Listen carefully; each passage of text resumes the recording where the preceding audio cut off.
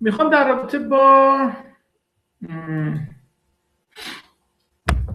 لابراتوری آنالایزیس HIV صحبت بکنیم. خب تست هایی که برای HIV میذاریم اما اقسام تستات برام تو سه تا کاتگوری قرار میگیرن. یکی تستای اولیه یا غربالگری یا اینیشیال اسکرینینگ بهش میگن.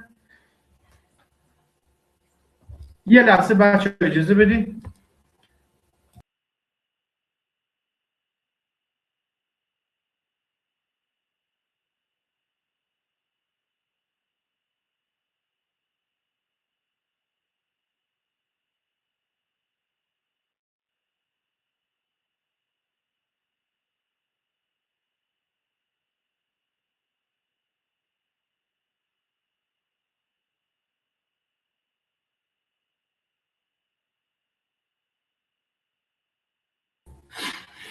خب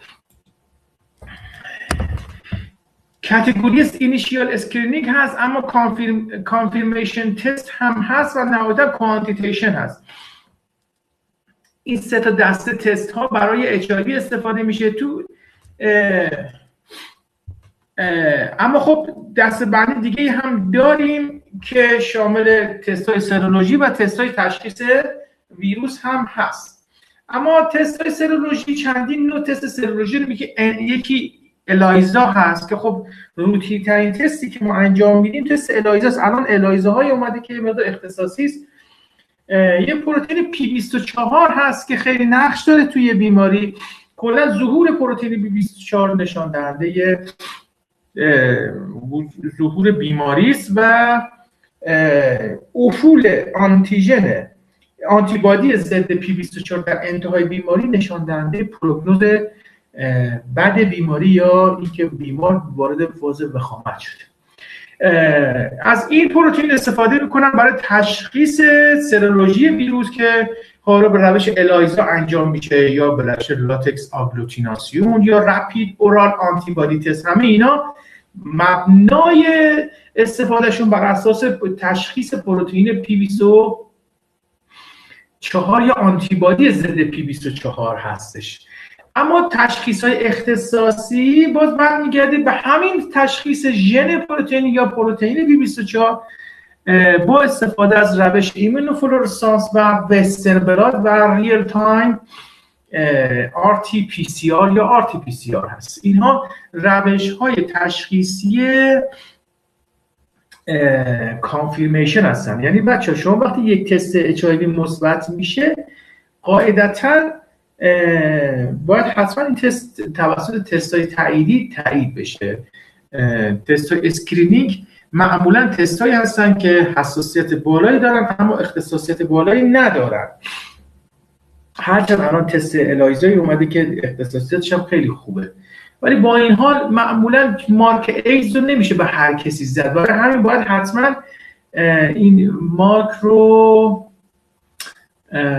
با یک آزمایش تخصصی تایید بکنیم که این آزمایش تخصصی میتونه PCR باشه یا هم RT-PCR ها میتونه RT-PCR معمولی باشه یا RT-PCR ریل تایم باشه و وسترن بلات و روش ایمونوفلورسانس باشه. اما روش‌های مبتنی بر PCR میتونه RT-PCR باشه، ریل تایم باشه. RT-PCR کیفی است، فقط تشخیص میذاره، اما ریل تایم RT-PCR کوانتیتیشن است. برای چین دی ان هم کوانتیتیشن است اما خیلی دیگه استفاده نمیشه. الان بهترین روشی که برای کانتینگ ویروس استفاده میشه ریل تایم RT-PCR هست و گفتیم P24 آنتیژنی است که ارلی مارکر هست و آنتیبادی ضد اون نشان دهنده پروگنوز بودن بیماری هست.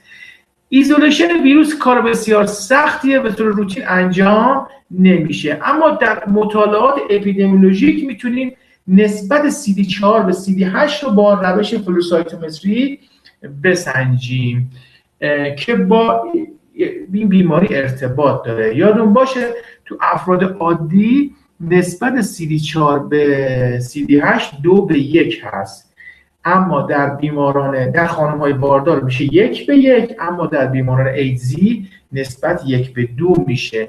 نه به خاطر افزایش CD8، به خاطر کاهش CD4 هست که 1:2 میشه. در بیمار ایدزی گفتیم در سلول‌های تی به همون نسبت که کم میشن میبینیم که آنتیبادی ها افزایش و کاهش دارن. مثلا آنتیبادی ضد P24 ببینید که در ابتدای بیماری یه افزایشی داره، بعد کاهش توی یه ترشولدی باقی میمونه و نهایتا در انتهای بیماری میبینیم آنتیبادی P24 افت میکنه. همین افت P24 نشان دهنده وخامت بیماری است. در کنارش مثلا تی سایت توکسیک در ابتدای بیماری افزایش داره، اما نهایتا انتها کاهش بده. آنتیبادی ضد ایبولا هم همینطور و ویروس هم میبینید که در انتهای بیماری با کاهش کلی آنتیبادی ها ویروس افزایش پیدا میکنه. از لحاظ اپیدمیولوژی خب 1961 اولین بار توی بیمار هموسکشوالی شناسایی شد. در 2016 36 میلیون نفر آلودن. هنوز هم همین حدودای 36 تا 40 میلیون نفره. دلیل اینکه مونده به خاطر اینکه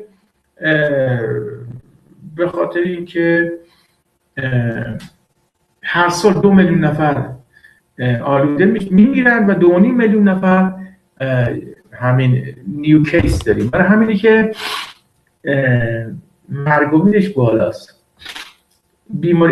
بیمار ایدز خیلی رنجش تغییر نکرده، چون همون نسبت که نیو کیس داریم به همون نسبت هم میمیرن.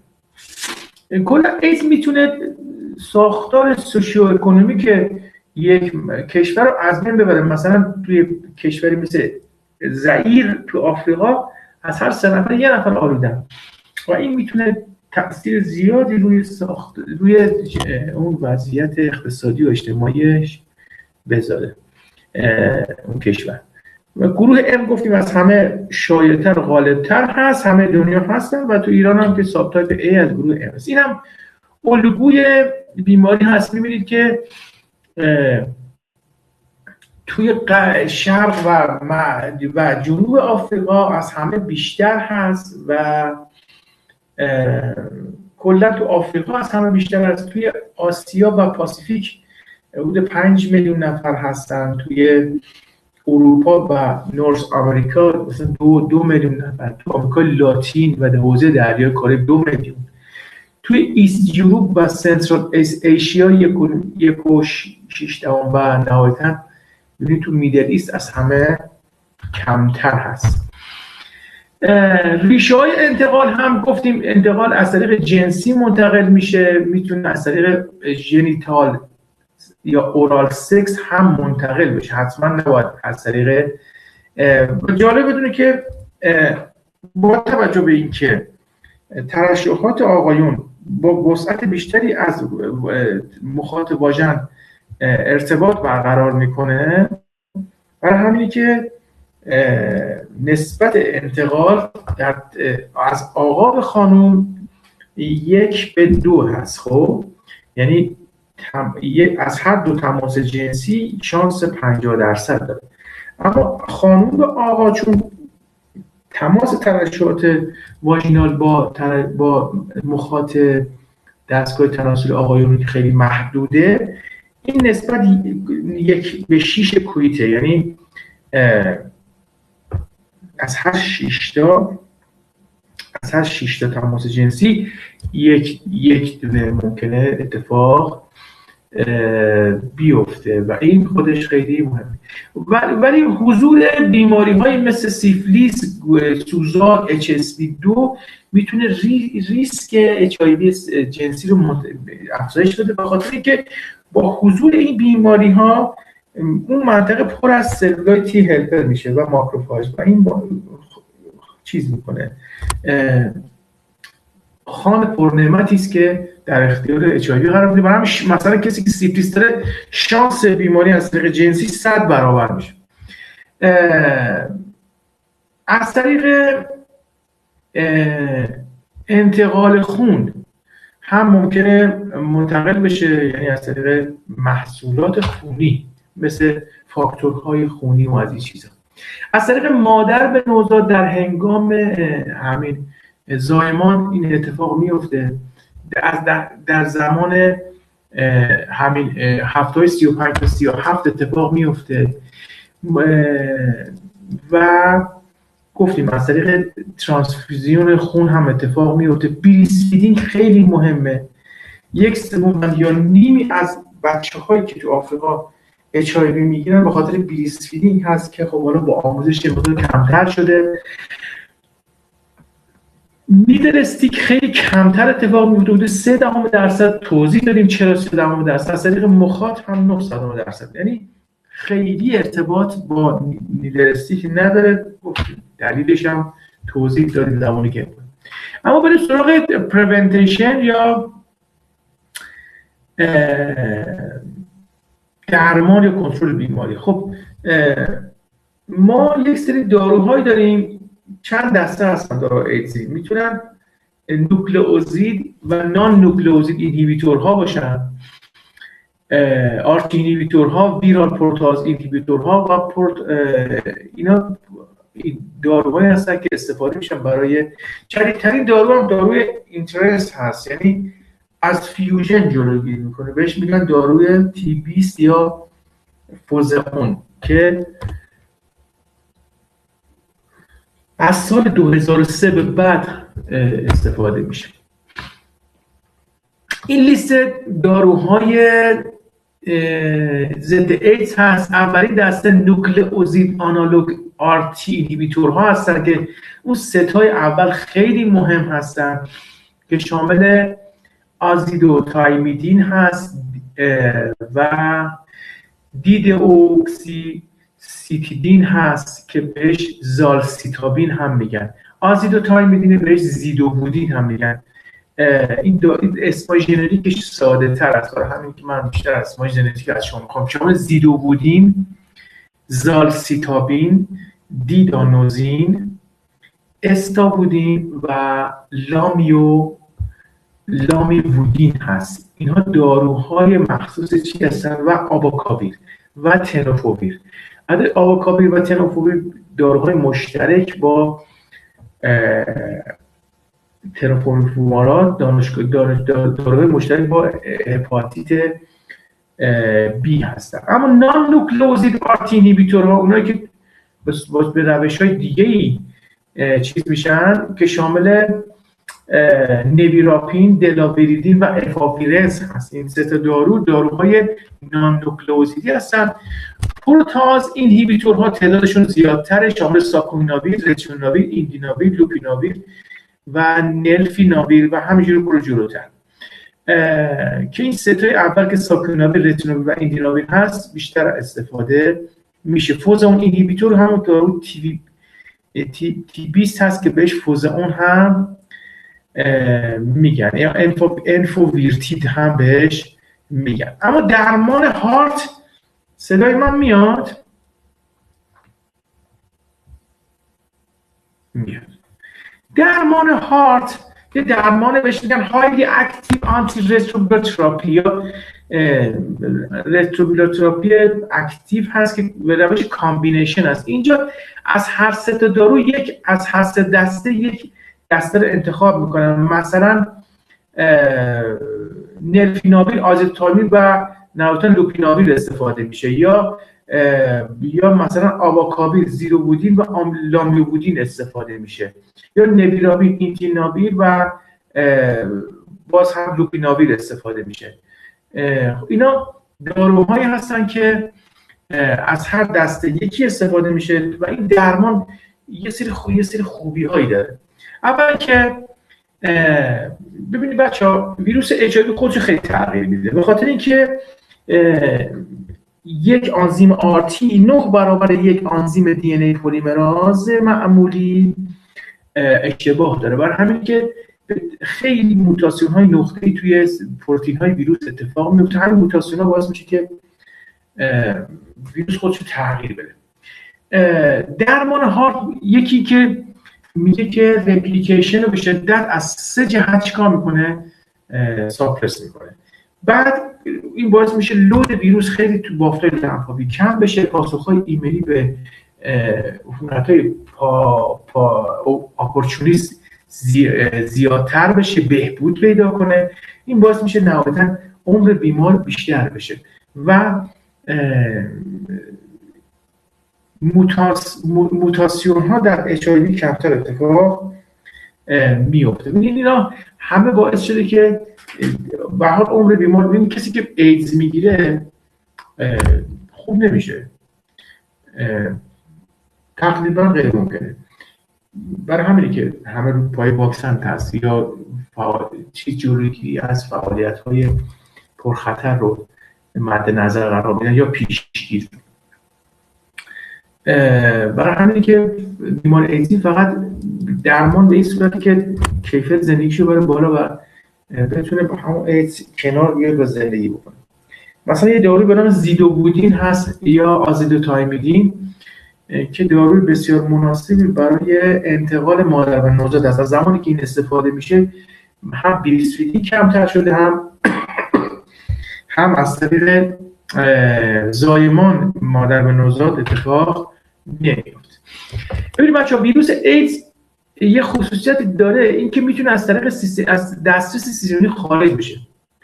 ببینید از اونجا که بهترین دفاع حمله است، ویروس ایدز به سیستم ایمنی حمله میکنه، اون رو ضعیف میکنه و این باعث میشه که پاسخهای ایمنی دچار مشکل بشه. وقتی مدیر سیستم ایمنی از بین میره، نهایتاً پاسخهای ایمنی دچار مشکل بشه. پس inactivation of key element of immune defense مربوط به تخریب لنفوسیت‌های تی هلپر و ماکروفاژ ها است. خب تی هلپر هم همینجور از بین میره.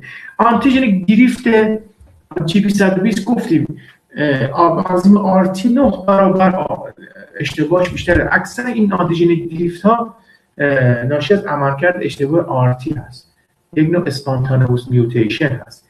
یک خصوصیت خیلی جالب داره، هیوی گلیکوزیلیشن GP120، یعنی میاد کلی مثل باقلوای ترکی هست که من خیلی هم خوشم نمیاد ازش، اینقدر شهد داره که اصلا شربت میریزن روش که اصلا دلتو میزنه. دقیقاً یه همچین کاری سیستم ایمنی بعضی وقتا میکنه. یعنی یکی از روش‌های این که آنتیبادی به یک آنتیژن یا پروتئین نچسبه، هیوی گلیکوزیلیشن، یعنی کلی قند میریزن سر اون پروتئینه که اصلا پروتئین مدفون بشه، یعنی قند مدفون کنه این پروتئین رو و آنتیبادی هر چی بگرده ظاهره که میبینه همش گلوکوزه، اون زیر چیزی نمیبینه.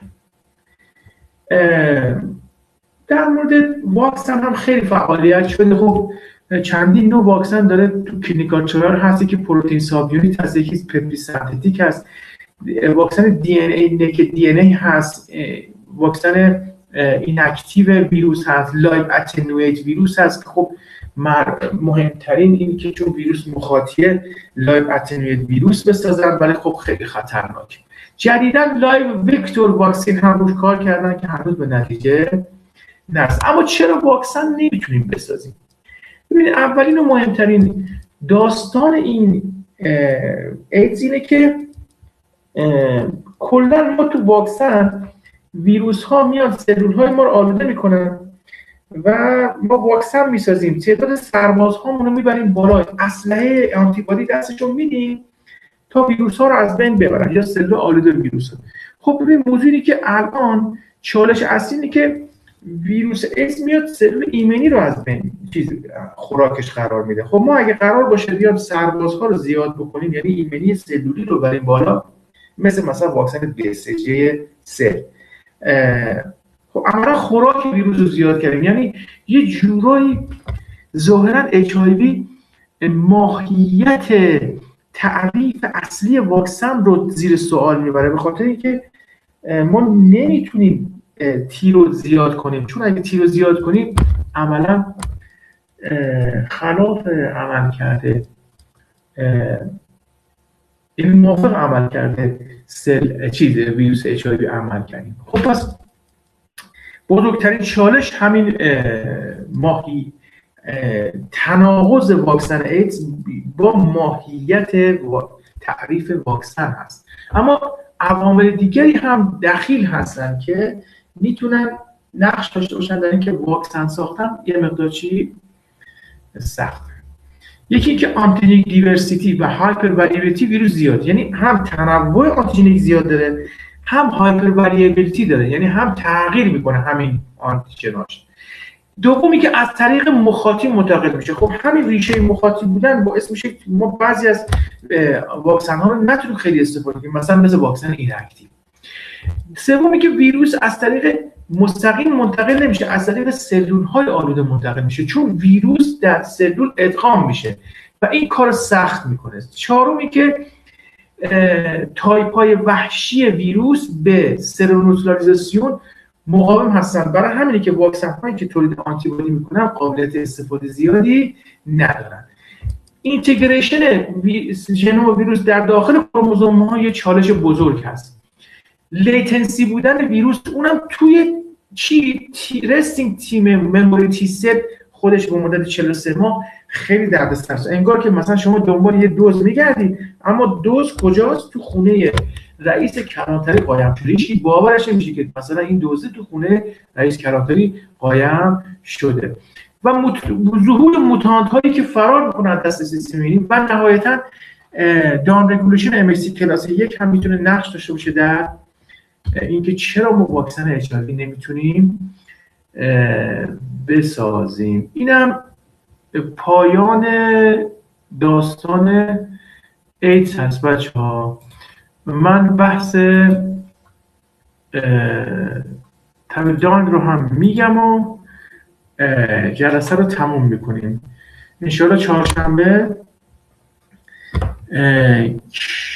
کنسر ویروس ها رو میگیم، کرونا هم که به شکل چیز گفتیم به شما، و با پیک کرونا ویروس ها، و اگه وقت کنیم دیگه باکتری رو دوباره شروع میکنیم. بریم سراغ تب دانگ.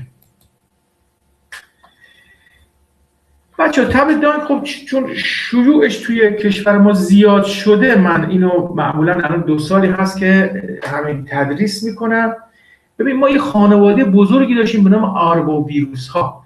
آربو ویروس ها از 3 دسته ویروس تشکیل شدن. یکی دسته سینگل استرند پوزیتیو سنس آرنه هستن، سینگل استرند نگاتیو سنس آرنه هست و دابل استرند آرنه هست. اینها دسته کامل آربو ویروس هست که پوزیتیو سنس ها شامل توگا ویروس ها هستند، خانواده توگا و جنس آلفا، خب که همشون از طریق بند پایان منتقل میشه، از طریق حشرات منتقل میشه. و جنس فلاوی، گفتیم توگا، همه ویروس های خانواده توگا به جز ویروس سرخجه یا روبلا از طریق بند پایان منتقل میشن. فلاوی هم همینطوره، همه خانواده توسط بند پایان منتقل میشن به جز ویروس هپاتیت سی. سینگل استرند نگاتیو ها شامل بونیا ویریدی جنس اورتوبونیا ویروس ها، نایرو ویروس، فلو ویروس و توسکو ویروس است. اینها ویروس هایی هستن که از طریق این جنس ها، البته خانواده بونیا ویریدی هم خانواده هستن که از طریق ویروس هایی دارن که از طریق جنس، از طریق بندها منتقل نمیشن. جنس خانواده بعدی توی این سینگل استرند نگاتیو سنس آرنه ها هستن که شامل رابدوویریده جنس وزیکولو ویروس هست و اورتومیکسو ویریده جنس توگو ویروس هست. اورتومیکسو ویریده مهمترین ویروسش ویروس آنفولانزا هست، اما اورتومیکسو ویریده خیلی بزرگ هستن. ویروس های دیگری هم دارن. یکی از این ویروس ها توگو ویروس هست. خانواده دبل استرند هم خانواده رئوویریده است که جنس اوربی ویروس و کلتی ویروس هست. مثلا کلتی ویروس یه بیماری داره به نام تب کنه‌ای کلرادو که چیز میده. تب کنه‌ای کلرادو در آمریکا ناشی از نیش کنه است. خب یکی از خانواده مهم فلاوی ویریده است. خانواده فلاوی ویریده 70 تا ویروس داره و گفتیم سینگل استرند پوزیتیو سنس هست، انولوپ داره و 2 تا پروتئین سطحی در انولوپ داره که خاصیت هماگلوتینیسین داره.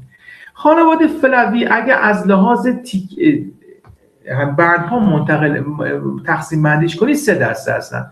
اونایی که تیک برنن یعنی از طریق کنه منتقل میشن، اونایی که ماسکیتو برن هستن یعنی از طریق حشرات منتقل میشن یا پشه، و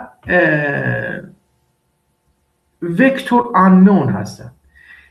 تیک برن ها 2 تا ویروس داریم که شامل مامالیان ویروس ها یعنی ویروس های پستانداران که 2 تا ویروس پواسان و تیک برن انسفالایتیس یعنی ویروس انسفالیت ناشی از نیش کنه داریم، و سی بیرد ویروس داریم که بیشتر پرندگان دریایی رو گرفتار میکنه. اما دسته بعدی ماسکیتو برن ها هستن که مهمتر هستن. ماسکیتو برن ها باز 2 دسته هستن، اونهایی که توسط پشه های کولکس منتقل میشن و اونهایی که توسط پشه های آیدس. ما 2 نوع پشه بچه داریم، پشه 3 نوع پشه داریم، پشه کولکس، آیدس و آنوفل داریم. آنوفل پشه که منتقل کننده مالاریا است.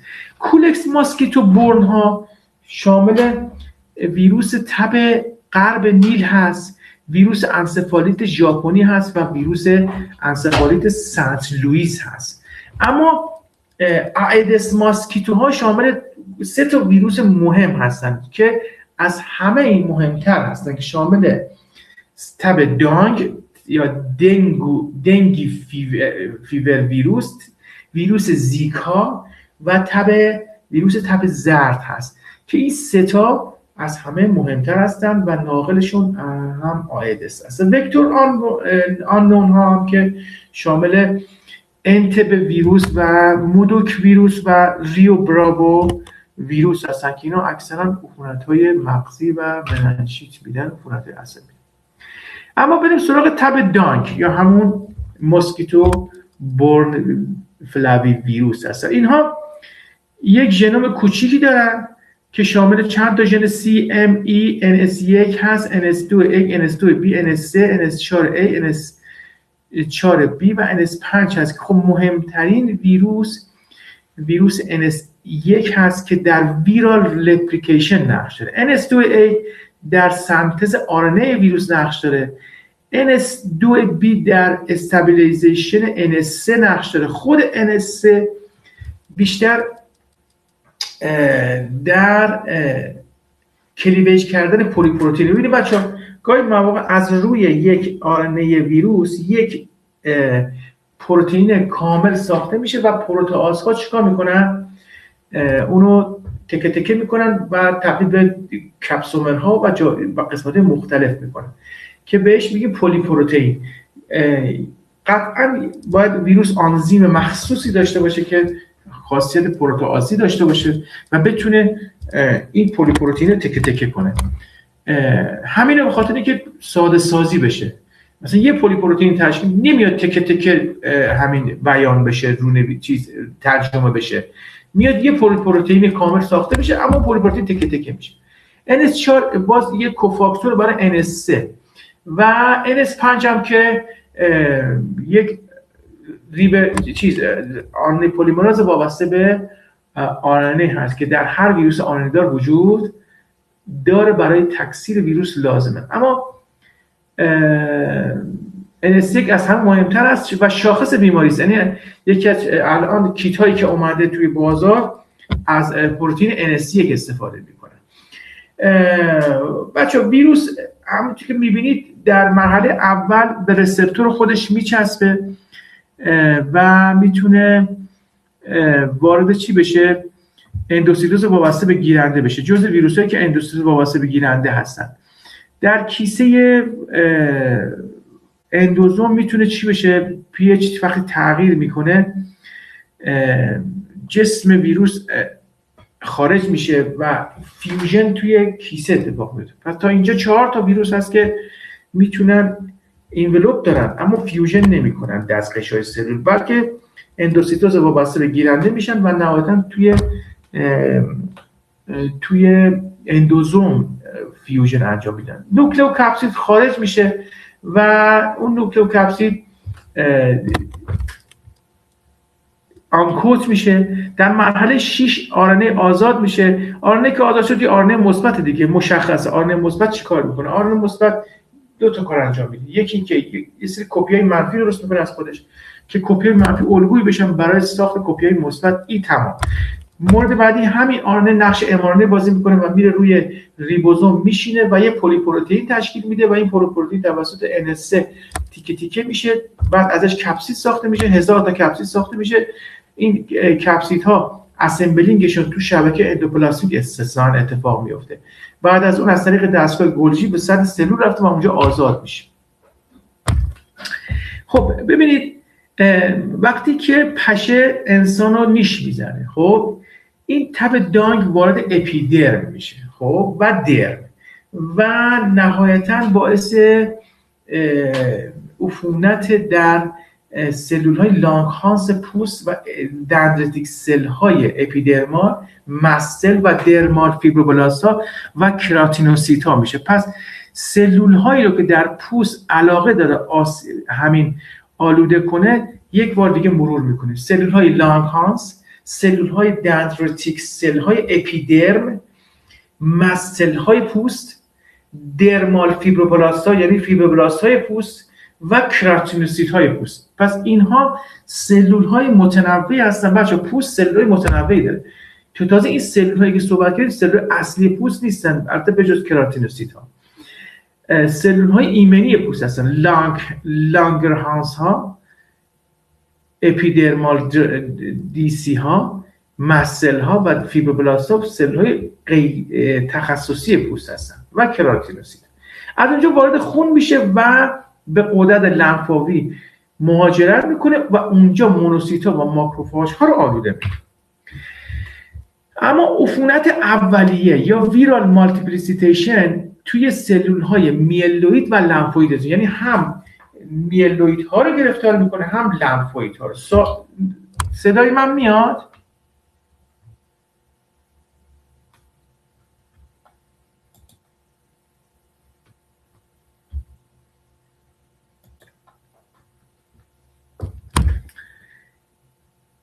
معمولا علاقه زیادی به سلول های لنفوید چسبیده به واسکولار اندوتلیوم داره و این باعث میشه که به واسکولار اندوتلیوم آسیب برسه. ببینید بچه‌ها، طیف بیماریش از این اپیرنت اینفکشن هست تا شدیدترین فرمش. در اکثر موارد این اپریت هست، یعنی عفونت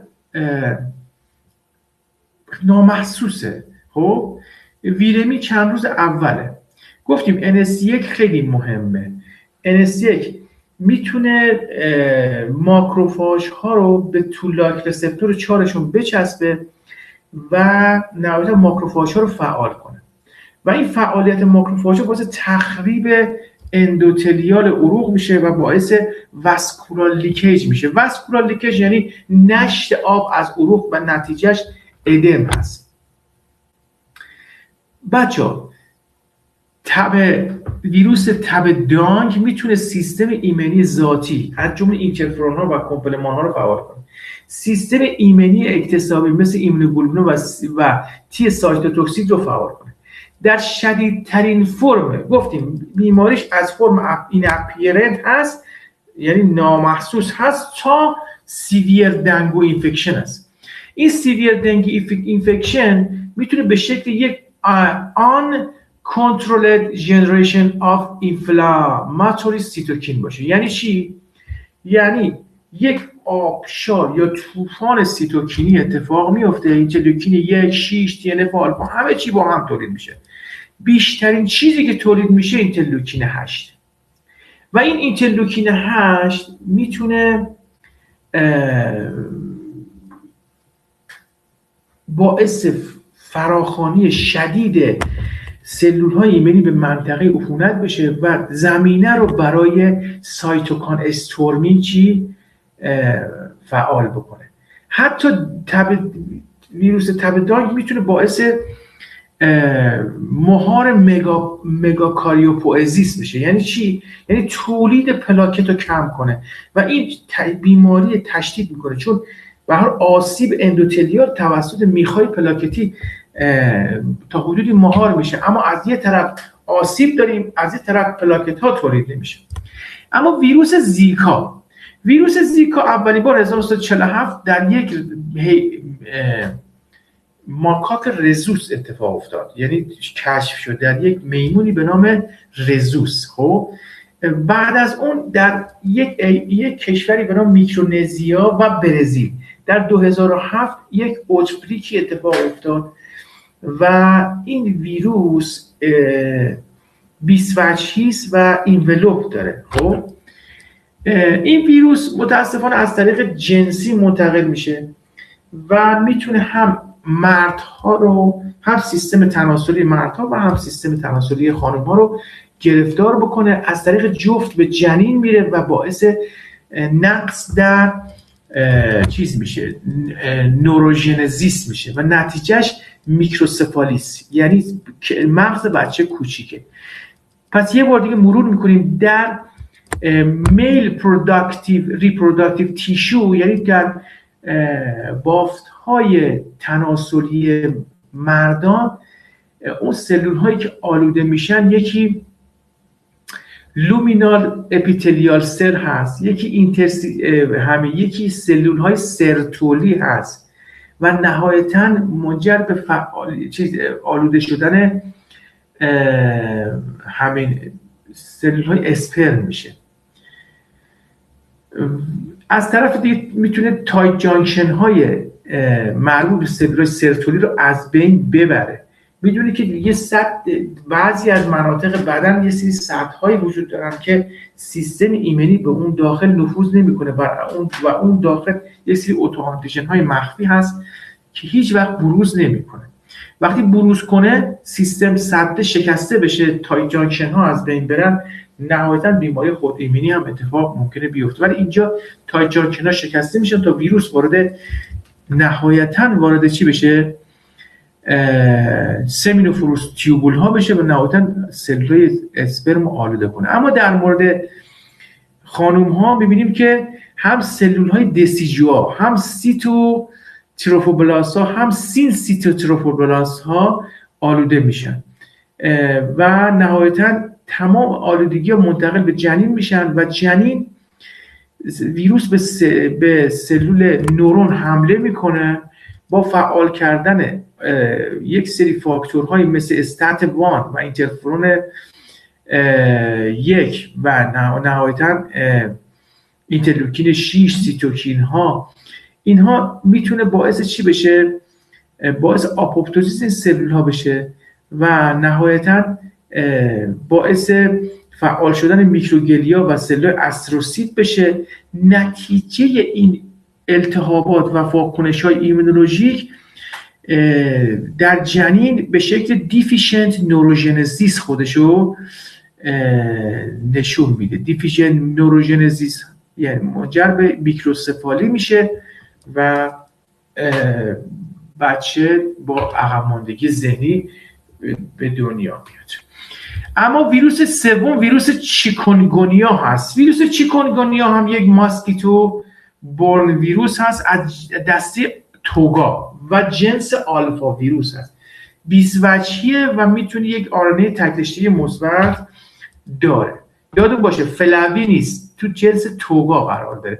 این ویروس میتونه خیلی جاها رو فعال کنه، خیلی مناطق رو بره. مثلا توی مغز میتونه بره، تو سلول‌های اندوتلیال و اپیتلیال مغز میتونه بره، تو بافت‌های لنفاوی، تو سلول‌های استروما و ماکروفاژها و دندریتیک سل‌ها میره، تو جوینت‌ها، توی مفاصل فیبروبلاست‌ها رو آلوده میکنه، توی عضلات میتونه سلول‌های اقماری و فیبروبلاست‌ها رو آلوده بکنه، توی کبد میتونه اندوتلیال رو آلوده بکنه و نهایتاً یک ممکنه عفونت دیسمینیت بده یا عفونت منتشر بده و همه سلول‌های اندوتلیال رو آلوده بکنه و ایجاد یک واسکولیت گسترش یافته بکنه. نتیجهش تب هموراژیک هست. این ساختار ویروس چیز هست، ویروس چیکونگونیا هست که میبینید که از زمانی که ویروس توسط پشه منتقل میشه تا زمانی که سلول های تی فعال میشن، پاسخ های اینترفرون همزمان با افزایش ویروس افزایش پیدا میکنه و اون تو 3-5 روز علائم 3 تا 5 روز علائم کلینیکی هم خودشو نشون میده. ببینید بدترین عارضه‌ای که تب دانگ میده تب هموراژیک هست، یعنی تب خونریزی دهنده. اونم به خاطر چیه؟ 2 دلیل خیلی ساده است. یکی تخریب 3 دلیل بگیم. یکی التهاب شدید سایتوکاین استورمینگ، یکی تخریب اندوتلیال، یکی هم کاهش تولید پلاک است. اما برای تشخیص تب دانگ معمولا از تشخیص آنتیبادی یا اسید نوکلئیک ویروس یا خود ویروس یا آنتیژن ها یا آنتیبادی های ویروس رو شناسایی میکنیم. نمونه ها میتونه سرم، پلاسما، سلول های خونی باشن یا بافت ها باشن. IgM بهترین روش است برای تشخیصش. IgM معمولا در 50% و 3 تا 5 روز اول خودش رو نشون میده. در 80% موارد 5 روز به بعد خودش رو نشون میده، اما بعد 10 روز دیگه تو 99% موارد خودش رو نشون میده. پیکش تا هفته ها ممکنه تا 1-2 ماه 2 تا 3 ماه خودش رو نشون میده، اونجا بعدش یواش یواش کاهش پیدا. بچه‌ها تب دانگ معمولا 4 تا سروتایپ داریم در مورد تب دانگ، خب که معمولا ایجاد لانگ لاستینگ ایمیونیتی میکنه، یعنی هر عفونتی اگر دوچارش بشین نسبت به همون سروتایپ مسئولیت پیدا میکنیم، نسبت به سروتایپ های دیگه مسئولیت اون خیلی لانگ لاستینگ ایمیونیتی نیست. پس 4 تا سروتایپ داریم که اصطلاحاً میگن سروتایپ دیپندنت ایمیونیتی میده، یعنی بیشتر بر اساس نسبت به همون سروتایپ خودشو نشون میده. تشخیص هم میتونه تشخیص اولیه به شکل اسکرینینگ تست باشه. IgM و IgG رو میسنجه. من یکم جلوتر برم، اینها نمیخوام بگم. معمولا تشخیص یا روش دایرکت متد است یا این دایرکت متد است. دایرکت متد ویروس ایزولیشن ژنوم دتکشن هست و NS1 دتکشن هست، اما این دایرکت میتونه IgM و IgG ضد NS1 باشه. از اینا میگذاریم، خیلی ورود نمی‌کنیم، اینا برای علوم آزمایشگاهیه. ولی تشخیص سریعش من فقط چون میخوایم به قول معروف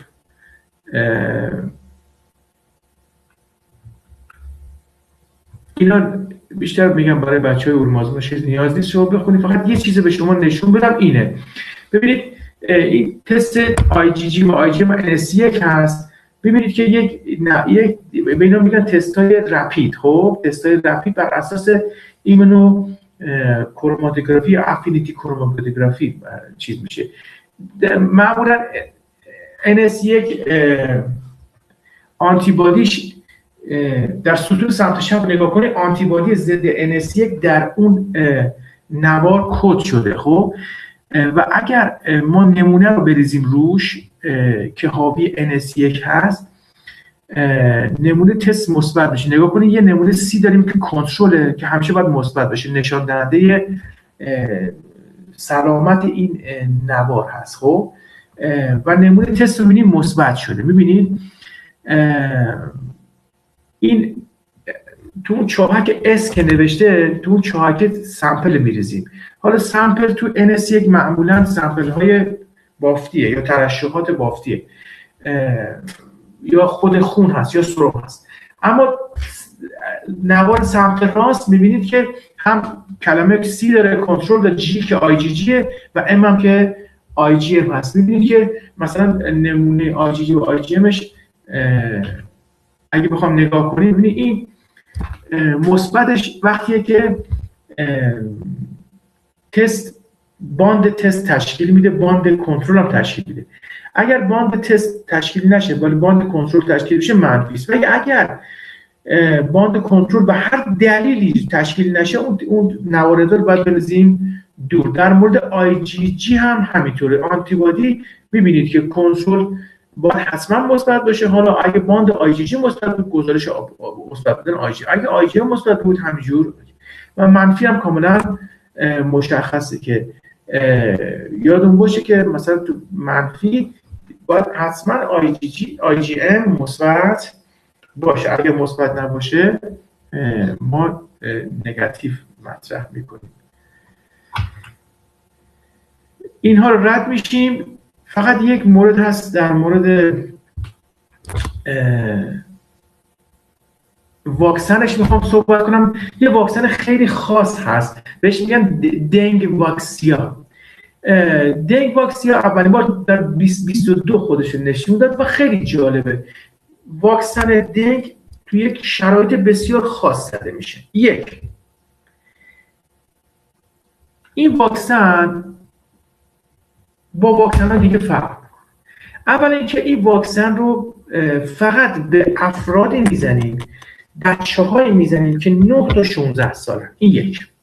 دو، بچه‌های 9 تا 16 سالی که در مناطق آندمیک مثل حوزه دریای کارائیب زندگی میکنن. پس به ترابل ها نمیتونیم واکسن بزنیم، فقط به بچه‌های 9 تا 16 سال. حالا تازه اون بچه‌های 9 تا 16 سال هم افراد خاص، کسایی که عفونت اولیه گرفتن، یعنی یه بار عفونت گرفتن و شانس عفونت بعدی رو دارن، اونم با شدت زیاد، چون شانس عفونت بعدی معمولا این اتفاق بیشتر میفته. پس اونهایی که بچه‌هایی که بهش میگن چی؟ پریویوس دنگی اینفکشن دارن.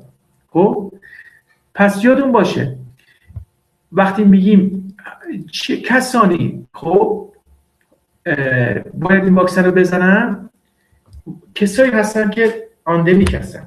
دو، بچه 9 تا 16 سال هستن. سه، این بچه 9 تا 16 سال قبلا یه عفونت پرایمری گرفتن دفعه قبل و الان شانس عفونت ثانویه دارن و در معرض خطر هستن. اینها معمولا چی؟ جزء موارد هستن. پس یه بار دیگه میگیم اونهایی که واکسن نمیزنن کیان؟ اونهایی که زیر 9 سال هستن و اونهایی که بالای 16 سال هستن. هیچ اصلا این واکسن تب دانگ برای بالای 16 سال ها نیست. بچه‌هایی که تب دانگ قبلی نگرفته باشه، یعنی عفونت اولی نداشته باشه، بچه‌هایی که سیستم ایمنی ضعیف داشته باشن، بچه‌هایی که یک سیویر آلرژی ریاکشن داشته باشن نسبت به پریویوس دوز واکسن داشته باشن. ببینید همه اینا و ترابل ها، اینا نیازی نیست به زدن. اینها معمولا از واکسن ترابل، یه واکسن خیلی خاص هست که همین فقط برای بچهای 9 تا 16 ساله طراحی شده. خب دوزش هم 3 تا دوز میزنن، 0 و 6 و 12 ماه میزنن و معمولا این دنگو واکسیا یا واکسن دنگو واکسیا چیکار میکنه؟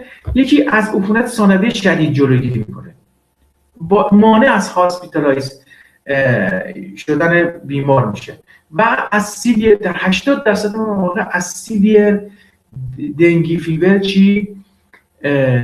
جلوگیری میکنه و خوشبختانه بر اساس 4 تا سروتایپ هم چیز شده، بر اساس 4 تا سروتایپ هم طراحی شده. 6 سال هم میتونه دوام بیاره و این بچه بالای 16 سال برسه دیگه مشکلاتش کمتر میشه. پس یه واکسن خاص داریم بچه‌ها. خب ما بحثایی که میمونه که کروناست که فایلش رو به شما میدم. یکی ویروس رئوروتاس و یکی هم کنسر ویروس رئوروتا و ویروس پیکورنا هست. این سه تا رو ما چهارشنبه میگیم و خب نشون خیلی کوچولو هستن، ممکنه برسیم یه مقدار از باکتری رو هم بگیم. دیگه چهارشنبه خوشبختانه ویروس تموم میشه و برمیگردیم به باکتری و تو کل اردیبهشت ما باکتری رو جمع میکنیم. انشاءالله تو خرداد ما دیگه مشکلی نداشته باشیم. سوالی داریم؟ خسته نباشید تا چهارشنبه. لطفا کنید سر کلاس بیایید بچه‌ها. حتما نباید من تهدیدتون کنم سر کلاس بیایید. کلاس این همه انرژی گذاشته میشه که کلاس برگزار بشه، شما هم باید سر کلاس تشریف داشته باشید. خدا نگهدار.